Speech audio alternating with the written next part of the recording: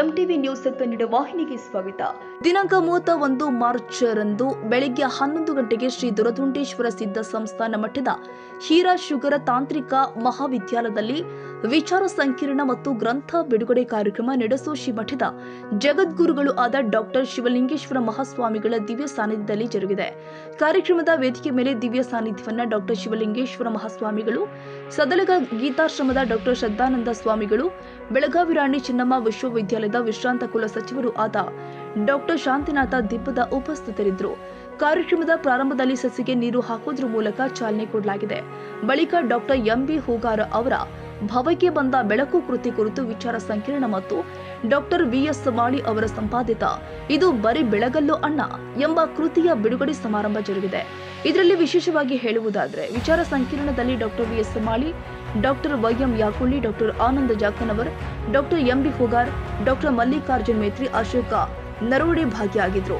ಇನ್ನು ಕಾರ್ಯಕ್ರಮದ ಎರಡನೇ ಭಾಗ ಅಂದ್ರೆ ಅದು ಗ್ರಂಥ ಲೋಕಾರ್ಪಣೆ ಮತ್ತು ಸಮಾರೋಪ ಸಮಾರಂಭದಲ್ಲಿ ದಿವ್ಯ ಸಾನ್ನಿಧ್ಯವನ್ನ ಡಾಕ್ಟರ್ ಶಿವಲಿಂಗೇಶ್ವರ ಶ್ರೀಗಳು ಮುಖ್ಯ ಅತಿಥಿಯಾಗಿ, ನಿವೃತ್ತ ಜಿಲ್ಲಾ ನ್ಯಾಯಾಧೀಶರು ಆದ ಸುಭಾಷ್ ಹೊಸಕಲ್ಲೆ ಮತ್ತು ಅತಿಥಿಯಾಗಿ ಗುರುಪಾದ ಮರಿಗುದ್ದಿ ಪ್ರಾಂಶುಪಾಲರು ಆದ ಡಾಕ್ಟರ್ ಎಸ್ಸಿ ಕಮತೆ ಸೇರಿ ಕಾರ್ಯಕ್ರಮದ ಸಂಯೋಜಕರು ಪ್ರೊಫೆಸರ್ ಡಿಬಿ ಮದಿಹಳ್ಳಿ, ಬಿಪಿ ಕೋತಾ ಮತ್ತು ಹಿರಿಯ ಸಾಹಿತಿಗಳು, ಕಾಲೇಜಿನ ಪ್ರಾಧ್ಯಾಪಕರು ಉಪಸ್ಥಿತರಿದ್ದರು.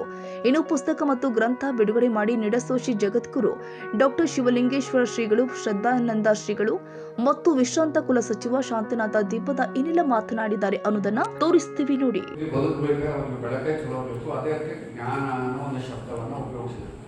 ಅದಕ್ಕೆ ಕವಿಗಳು ಇಲ್ಲೊಂದು ಮಾತನ್ನು ಬಹಳ ತುಂಬಾ ಚೆನ್ನಾಗಿ ಬರೀತಾರೆ.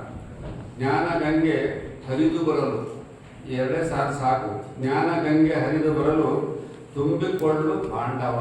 ಅಂದ್ರೆ ಪಾಂಡ ಅಂದ್ರೆ ಶರೀರವನ್ನ ಏನ್ ತುಂಬಿಕೊಳ್ಬೇಕು ಅಂದ್ರೆ ಅದರಲ್ಲಿ ಜ್ಞಾನವನ್ನು ತುಂಬಿಕೊಳ್ಬೇಕು ಅಂತ ಹೇಳ್ತಾರೆ. ಇಲ್ಲೇ ಕವಿಗಳ ಹೂಗಾರ್ನಲ್ಲಿ ಹೇಳ್ತಾರೆ. ಅದನ್ನ ಪರಮ ಪೂಜ್ಯ ಮಹಾಸ್ವಾಮಿಯವರು ಜಗತ್ತಿಗೆ ಕೊಟ್ಟದ್ದು ಏನು ಅಂತಂದ್ರೆ ಜ್ಞಾನವನ್ನೇ ಬೆಳಕನ್ನೇ ಕೊಟ್ಟರು. ಅವ್ರು ಅಮೆರಿಕಕ್ಕೆ ಹೋಗಿರ್ತಾರೆ, ಪ್ರವಚನಕ್ಕೆ ಅಮೆರಿಕಕ್ಕೆ ಹೋಗಿರ್ತಾರೆ. ಅಮೆರಿಕಕ್ಕೆ ಹೋದ್ರೆ ಅಷ್ಟು ಟೈಮ್ ಕರೆಕ್ಟ್ ಆಗಿ ಸಾಯಂಕಾಲ 5 ಗಂಟೆ ಅಂತಂದ್ರೆ 5 ಗಂಟೆಗೆ ಇಂಥ ಹಾಲು ತುಂಬಿರ್ತದೆ ಎಲ್ಲ ಹೊತ್ತು.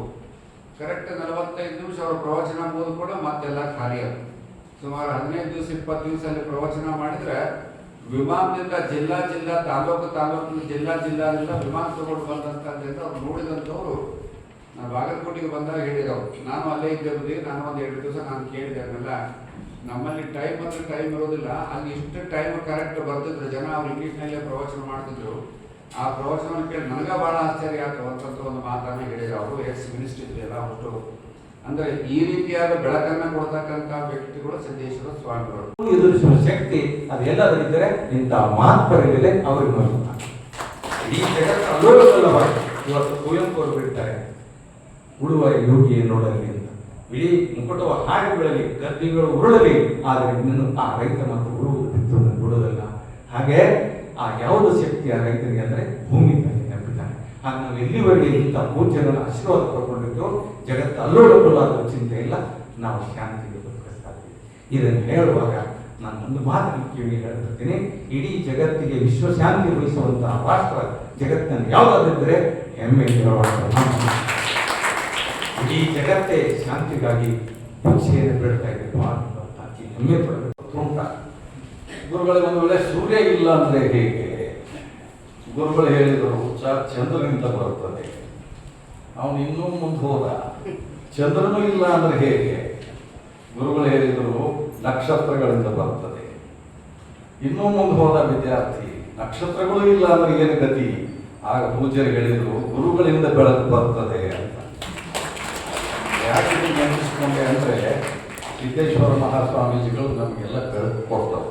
ಇಂಥ ಪೂಜ್ಯರು ಇವತ್ತಿಗೂ ಸಹಿತ ನಮ್ಮೆಲ್ಲರಿಗೆ ಬೆಳಕನ್ನು ನೀಡ್ತಾ ಹೊರಟಿರುವಂಥವ್ರು.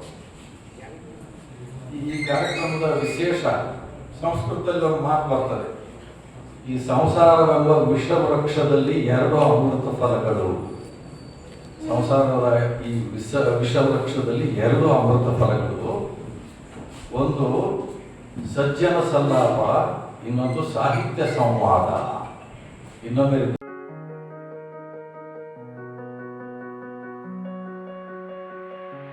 ತಾಜಾ ಸುದ್ದಿಗಾಗಿ ಎಂಟಿವಿ ನ್ಯೂಸ್ 24x7ಗೆ ಸಬ್ಸ್ಕ್ರೈಬ್ ಮಾಡಿ ಮತ್ತು ಬೆಲ್ ಐಕಾನ್ ಅನ್ನು ಒತ್ತಿ. ತಪ್ಪದೇ ಲಿಂಕ್ ಶೇರ್ ಮಾಡಿ.